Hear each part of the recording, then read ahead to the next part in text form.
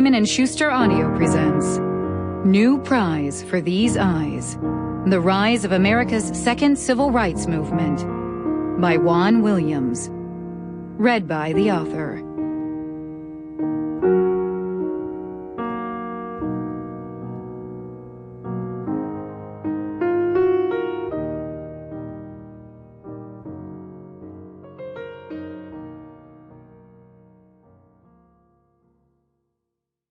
Dedicated to Christopher Teal and My Generation Beyond, Elias, Pepper, Wesley, Margot, and August.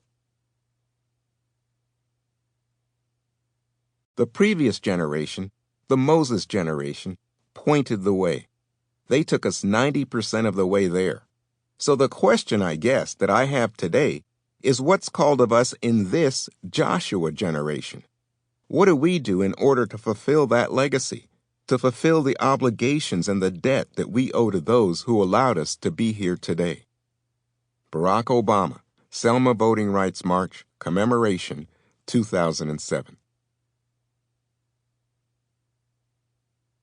Introduction. Birth of a Second Movement. Ferguson was burning. It was the summer of 2014, and each night young black people and white police violently faced off in this small, mostly working-class black suburb outside St. Louis, Missouri. An unarmed black teenager named Michael Brown had been shot in the street by a white cop. His body was left to lie in the August sun throughout the afternoon, infuriating people already distressed that Brown had been killed by police.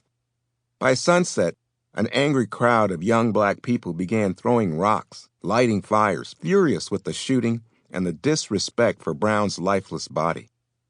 Ferguson was the latest incident in a recent series of white law enforcement killings of black men. 2 years earlier, in 2012, another unarmed black teenager, Trayvon Martin, was shot to death in Florida by a vigilante community watchman. The gunman was found not guilty, sparking a national outpouring of rage and grief.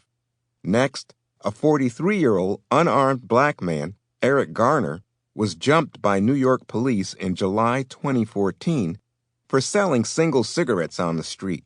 He died while in a white policeman's chokehold. More protests followed. Now, a month later, the latest victim was 18-year-old Michael Brown. Sample complete. Ready to continue?